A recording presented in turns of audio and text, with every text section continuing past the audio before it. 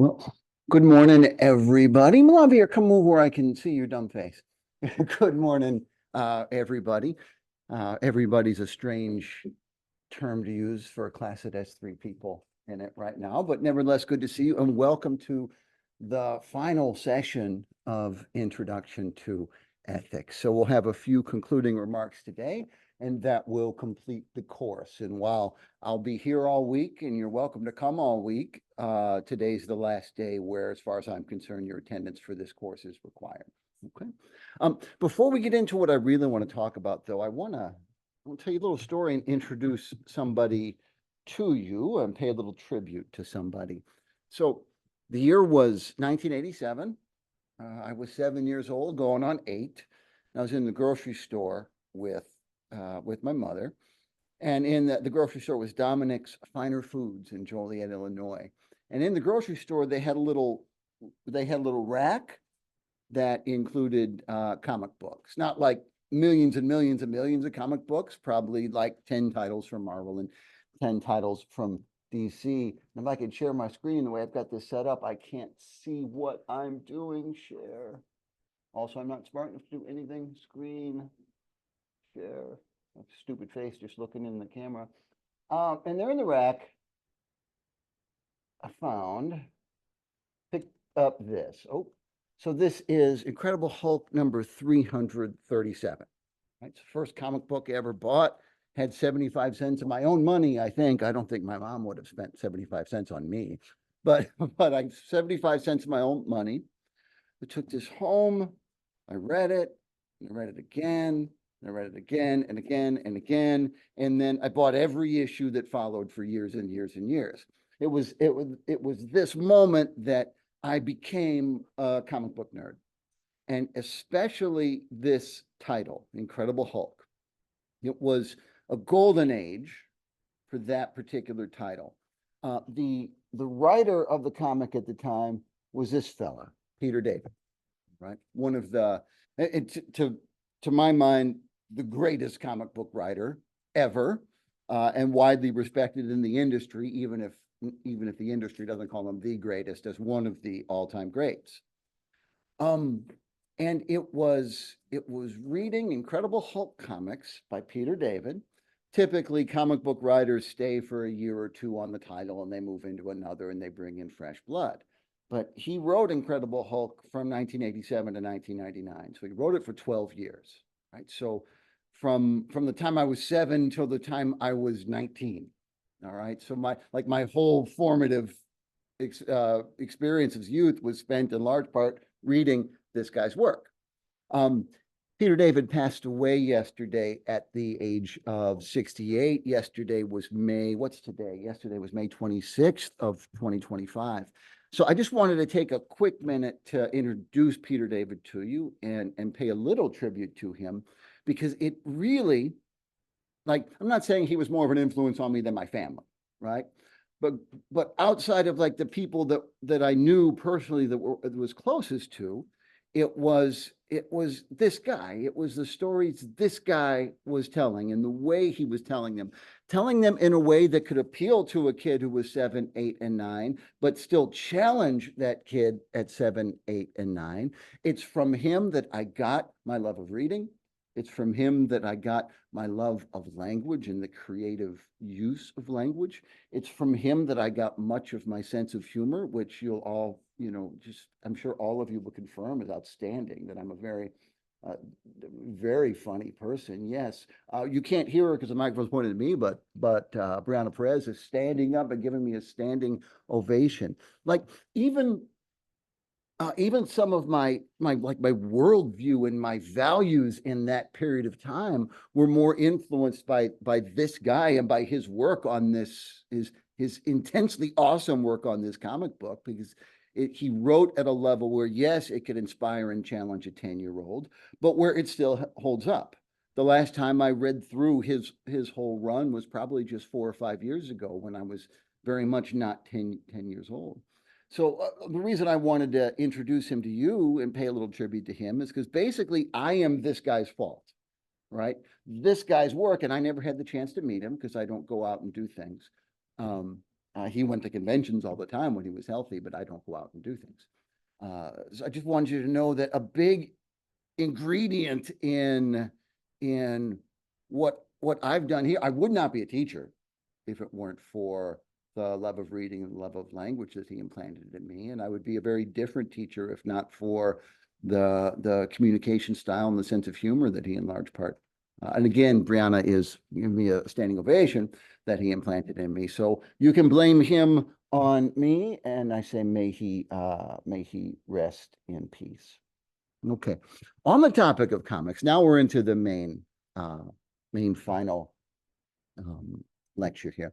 I want to share with you a newspaper comic strip from 1931. All right. So now 1931 is a long time ago. It was almost 100 years ago. It might seem like ancient history when we hear that, but really it's not. 1931, my two grandfathers were alive, less than 10 years old. My two grandmothers would be born a couple years after that. And so, people that I know, and one of my grandfathers is still alive. So 1931 is not ancient history. And you got to think, okay, so the values that society held in 1931, those values would be what formed my grandparents' generation, right? Which would then be what formed my parents' generation, which would be what formed my generation, which is roughly your parents' generation, which will be what, stop knocking on my door. I'm shaking my head no. Sorry. So, oh man, now I'm being mean on YouTube. Anyway, so the values that were typical American values in 1931 still have an impact on us today, all right? And if there's any source you can go to see what the typical generic everyday values of the United States are, it would be Disney, all right? Disney's not cutting edge. Disney's not in your face.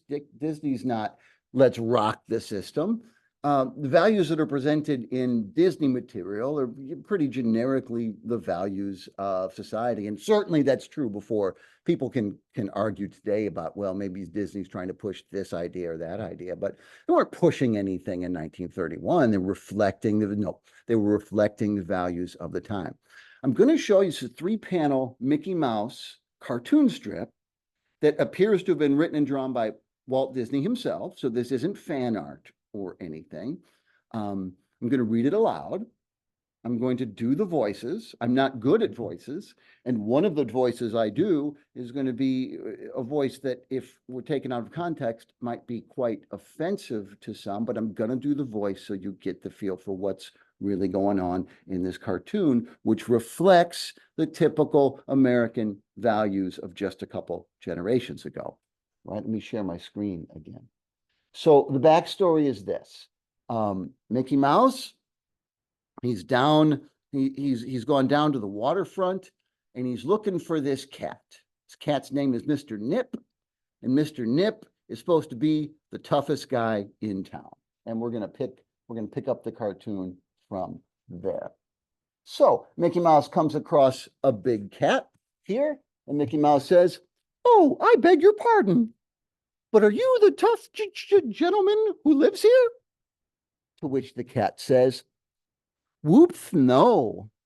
I'm just the baker's boy who bringeth goodies to Mr. Nip." And he actually does the limp wrist gesture, at which point Mickey Mouse literally kicks his ass and says, "Well, here's a goodie for you, and I've got another one just like it for Mr. Nip, the big cream puff inhaler." You've got, in 1931, you've got Mickey Mouse literally going down to the docks, encountering someone who is presented as stereotypically gay, and literally gay bashing that person, literally physically assaulting him for being a cream puff, which would have been an old-fashioned slur against gay folks. Now, of course, with the values we have today in our society, for the most part, most of us would find that very objectionable. We'd say we would reject that sort of hateful and contemptuous attitude toward people of sort of outlier minority sexualities. So what was behind, and again, this is a cartoon by Walt Disney. I see your hand. I'm not in a position where I can take your comment at the moment, but hopefully I will be able to invite you in. What's behind such a commonplace sense of contempt and hatred for an outlier class in society? So we know that the traditional ethical view in our society for the last, it really informed by Judaism and Christianity, the historical view on sexual morality, on sexual ethics, has been that the sexual act belongs within the confines of marriage between a man and a woman who are married, committed to each other for life, and that it holds two purposes. That the first purpose is what's called the unitive purpose. It is an expression and a renewal of the lifelong commitment between the man and a woman. And the second purpose is procreative, so that it is ordered toward the procreation of children. We know that has historically, however many people today view things differently, that has historically for centuries been the position on sexual ethics in our society. But we don't really have to, in this context, we don't really have to answer whether or not that's an accurate response or an accurate determiner of sexual morality.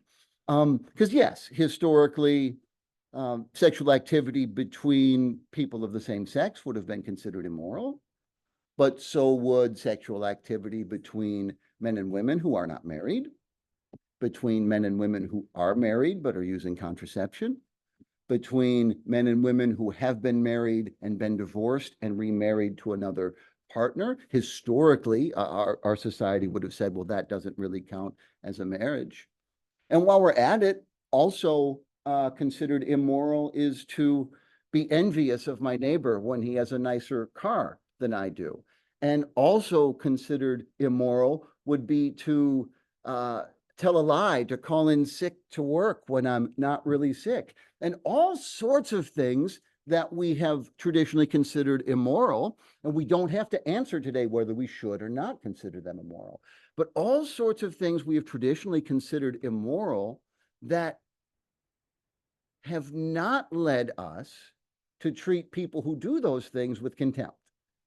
There aren't Mickey Mouse cartoons about Mickey Mouse liar bashing someone who calls in sick to work. There aren't cartoons about Mickey Mouse beating somebody up because that person is jealous of Mickey Mouse's possessions or Mickey Mouse's girlfriend.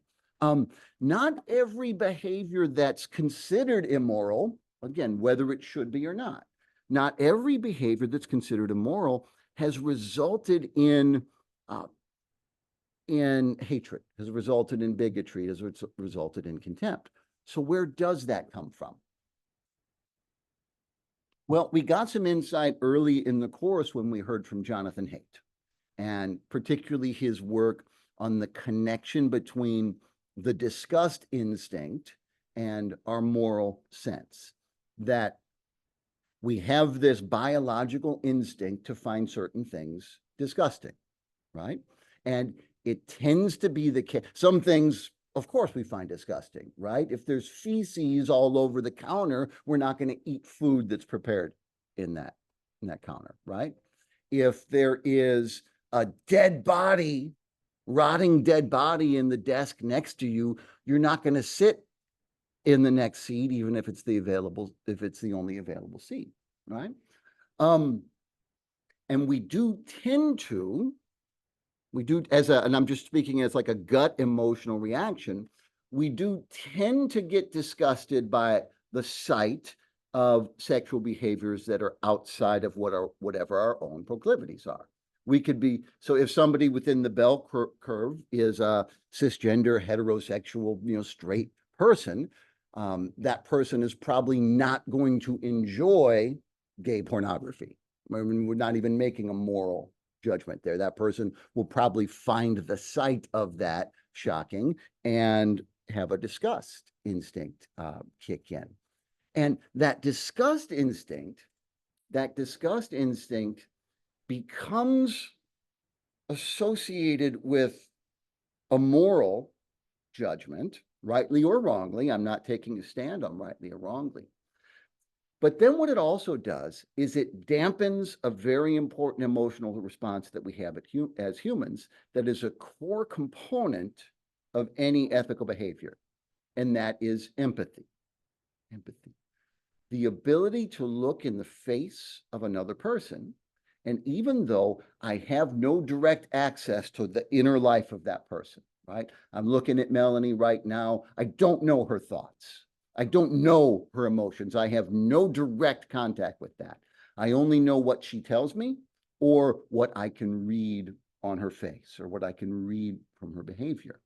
Yet empathy is my ability to at least in part not only detect what's going on emotionally in this other person and recognize on an emotional level that this is a person just like me, at least in her personhood, who experiences emotions just like me, and then to feel those emotions with her.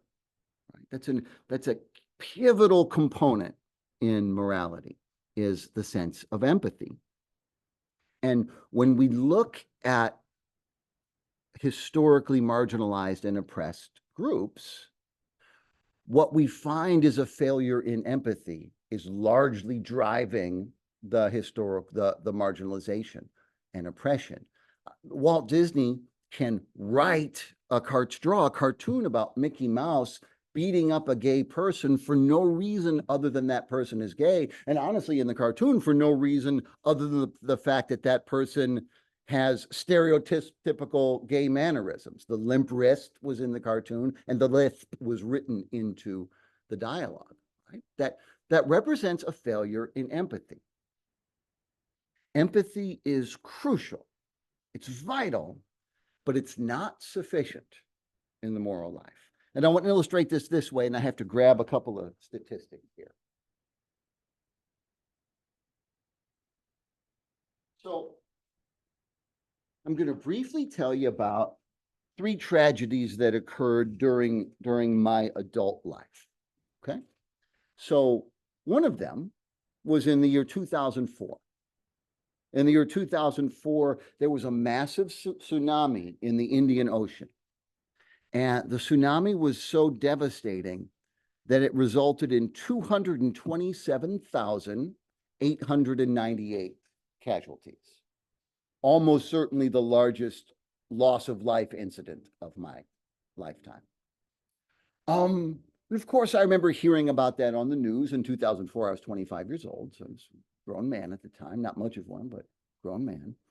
I remember hearing about it on the news and seeing footage and certainly feeling sad about that for a day or two, and then rarely thinking about it again, to the point where now I've made reference to it intentionally in lectures, slightly different context, but lectures much like this, 5 school years in a row. And all 5 school years, I had to Google tsunami 2004 to remember where it was and what the death count was. I bounced back from that tragedy pretty easily, right? 227,000 people wiped out. And, you know, I've gone on with my life. Gone on with my life just fine. Second tragedy, September 11th, 2001. I was 22 years old, or a month shy of 22 years old. And the terrorist attack on the United States of America, on the World Trade Center, the Pentagon, which killed about 2,996 people. I didn't forget about that one 2 or 3 days later. You get me talking in the right context, I am still capable of getting very angry when talking about September 11th, and I'm still capable of crime when talking about September 11th. It was only 10% the number of casualties as the tsunami. But in this case, it was my nation attacked, right? It was my fellow Americans. It's not that it's not that I don't care at all about the victims of the tsunami. Like if you asked me to vote, I would vote no more tsunamis like that. But September 11th emotionally impacted me far more than the tsunami. 2017, my father passed away at the age of 61. You don't have to scratch very hard into my story to get me crying about that one to this day. That had a death toll of 1. And yet the emotional impact on me is incalculably greater than the emotional impact of September 11th, much less the emotional impact of the tsunami. Does that mean that I think my father's life was more valuable than 300,000 people in Asia or 3,000 people in New York? Am I a moral monster? Am I like, is my sense of empathy so shriveled and pathetic that, I ought not be trusted to make any moral decisions at all? I don't think that's it.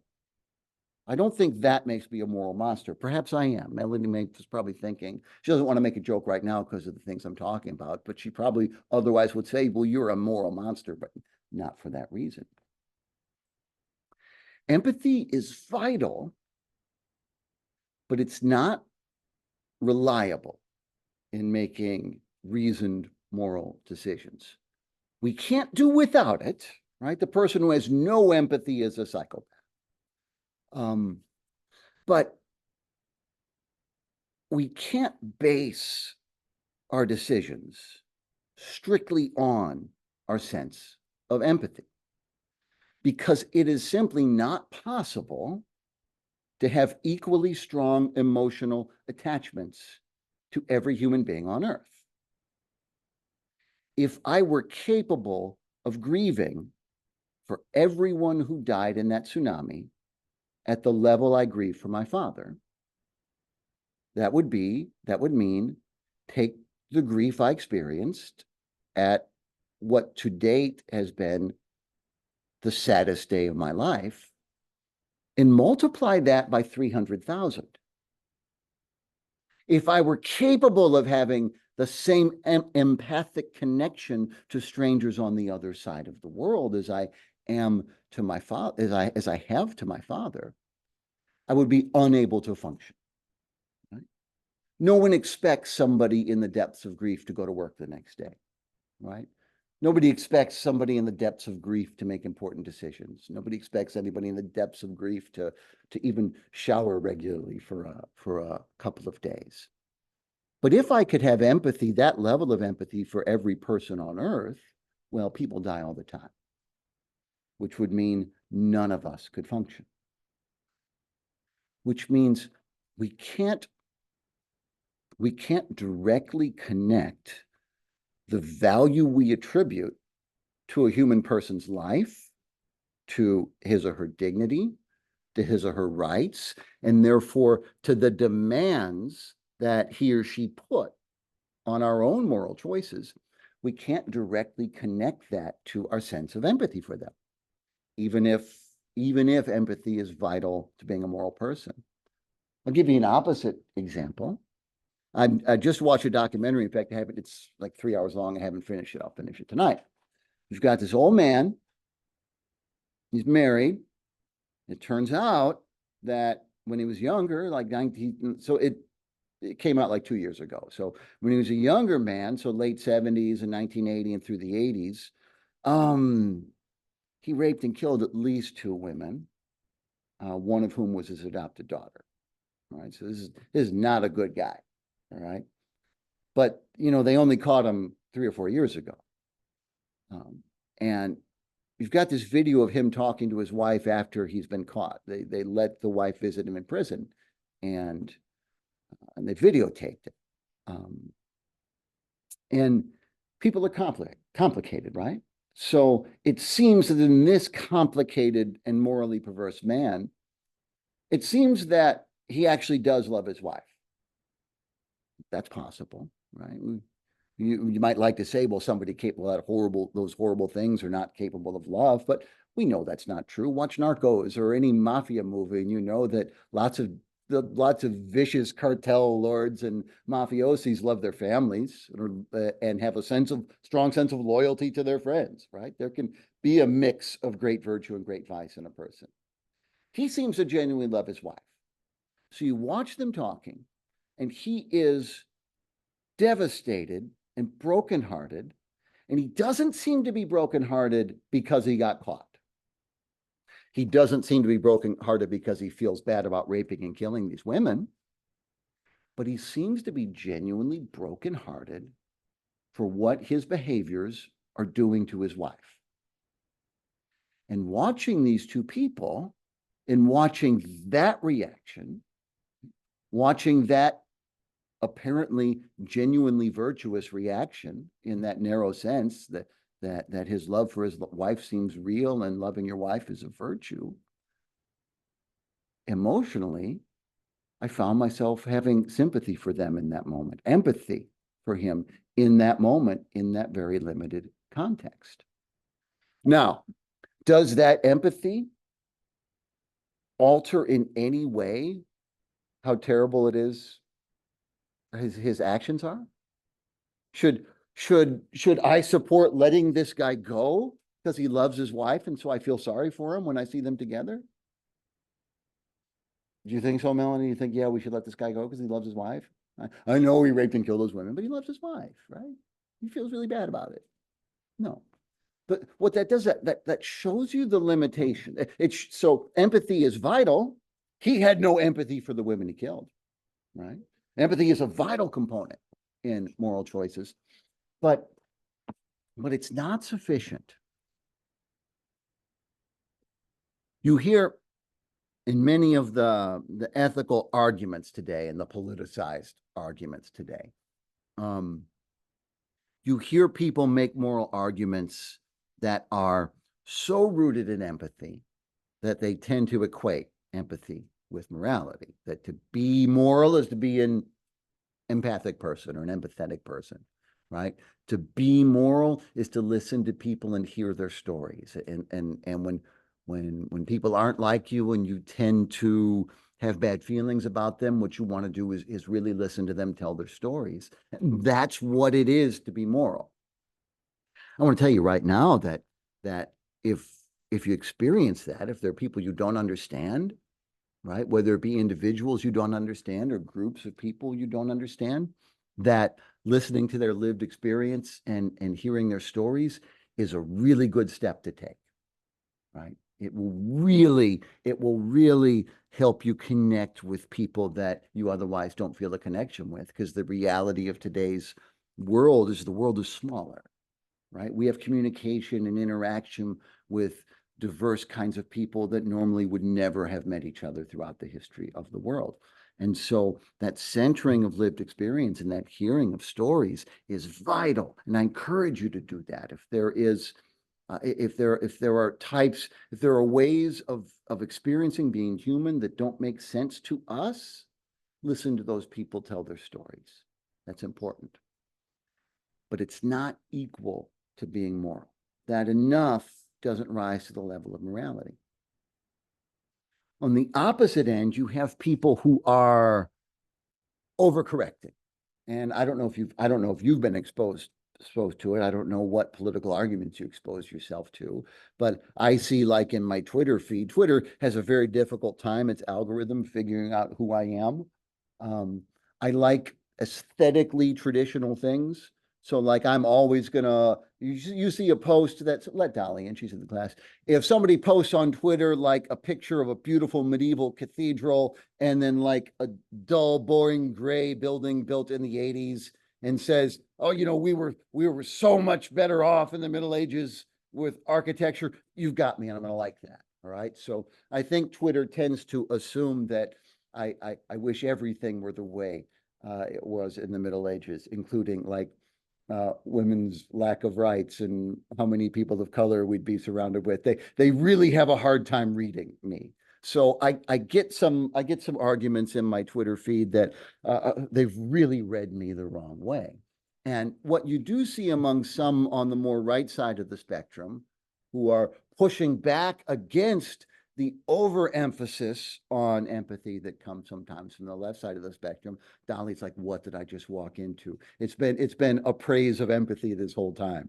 I just made the point that, however, empathy itself isn't equivalent to morality. That's all I've said anti-empathy today, Dolly. But now there is sort of a coming from the right. There's a pushback against empathy. I go with my main man, Aristotle, when it comes to saying the virtuous path is usually in the center. We absolutely need to focus on cultivating our empathy, but we absolutely need to recognize that we cannot rely on empathy or any other emotion in isolation to determine what's good or evil, to determine how we are going to live and how we are going to build our society. Instead, I think we need to look at the relationship between empathy and all other emotions and reason according to a model that, Aristotle's my main man, but I'm letting Plato have the last word in this course. Dolly may remember this from humanities class. So Plato, or I might even have said it in this class because it all blurs together, but I'm saying it again. So Plato has this image of a horse-drawn chariot. We know what a chariot is, right? Right. So he wants you to picture you got a driver being pulled by horses in a chariot. And he wants you to imagine the horses are your emotions. And the driver is your reason. Right? Now, without horses, you're not going anywhere. And without emotion, and when it comes to ethics, the most important emotion is empathy. Without empathy, you're going nowhere ethically, right? If I'm incapable of being driven by the emotional sense of compassion I have for other human beings, if I don't have that, I will make no progress ethically. Just like if I don't have emotions, I will make no progress in any sense in my life. What's gonna motivate me to get out of bed if I don't have emotions, particularly the emotion of motivation? By definition, nothing. So you need the horses in the chariot. But do you leave it up to the horses to decide where you're going to go? Do you leave it up to the horses to plan out the journey for you? No. Horses are smart animals as far as animals go, right? But they're not rational animals like us. They don't have the capacity of reason. You need the driver in the chariot to direct and steer where the chariot's going to go. Otherwise, you have chaos. If I leave my morality up to my emotions, if I leave it up to my empathy, so let's say a genie pops up, right? We know what genies are, right? And it says this is actually a magic LaCroix, and I've rubbed it, and the genie pops out. And the genie says, Dolly missed this part, but she heard it once before on the last day of humanities. The genie says, I'm not going to let you have 3 wishes. I just have a magic gift for you. All right. So I'm already violating the genie rules, but I've got a magic gift. This is a button. If you press the button, your father will be alive and young again, but 300,000 people you've never met on the other side of the world will die.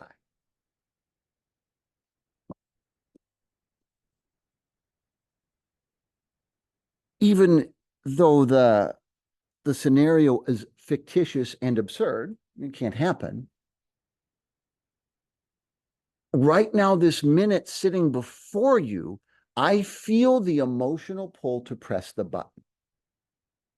I know that if the genie were here, I know what I would want to do. I know where my passions lie. I know that I have more empathy for my father as he lay dying than I do for 300,000 strangers on the other side of the world. But would anyone say that the morally correct decision would be to press the button and kill 300,000 strangers? Because I also know that in this scenario, I can't leave it up to the horses. How we feel matters, right? I'm not one of these, hardcore, logical, anti-emotional, I teach literature courses, right? How we feel matters, but it can't be the final word in the choices that we make. Otherwise, it's leaving it up to the horses. And that's why if we take nothing else away from Aristotle, I hope, because the purpose of an ethics class is not to learn stuff, it's to become good. That's the purpose of an ethics class. And so, like, the end of the course is really just the beginning of the process. And if you don't take anything else from Aristotle, please take this from him, that the necessary step in determining what's good, in determining how best to be a man or a woman, and how best to build a community of men and women in a fashion that allows for them to become good men and women, is to always be asking ourselves what's true, so that we can build whatever answers we have to the ethical questions on a foundation of Aristotle's with us in spirit. No, I've got stupid motion detector lights that don't work. And they won't come back on. Okay, yes. So that we can build our solutions for how we're going to live our lives as people, and for how we're going to organize our society, so we can build them on a foundation of truth. And while we're doing that, there's something equally important. We're going to finish like almost exactly on time. Something equally important is also to recognize that my reason, my chariot driver, might be really skilled. I'm not a dumb guy. Brianna's giving me a round of applause for my intelligence now. I'm not a dumb guy, but I'm not infallible. I'm not perfect. And so my reason needs an AirPod. And the AirPod needs to be whispering, or like a Bluetooth thing, needs to be whispering the whole time. You could be wrong. You could be wrong. Why? So that I will have as much empathy as possible for the people who make choices other than the choices that I would make. And that I can stand for the dignity and the liberty of even those people who make choices other than I would make, because part of respecting the dignity of others is respecting their responsibility, yes, but also right to figure these things out for themselves. And so I should always be very hesitant to try to put restrictions on other people, right? I should always be as tolerant as possible. We talked about tolerance in like the last lecture, and only willing to consider reining that tolerance in when it can be demonstrated that other people's choices have a direct negative impact on the people around them, right? I shouldn't be trying to stop Dexter from being Dexter just because being Dexter means making choices that I think are wrong, even if those choices are indeed wrong. I should only try to stop Dexter when he's actually directly infringing on the rights of other people, which really I think he's only going to do by his smell. Ladies and gentlemen, this has been Introduction to Ethics. Oh, I was going to hit the stop button right there and it was going to be smooth, but then I couldn't see it.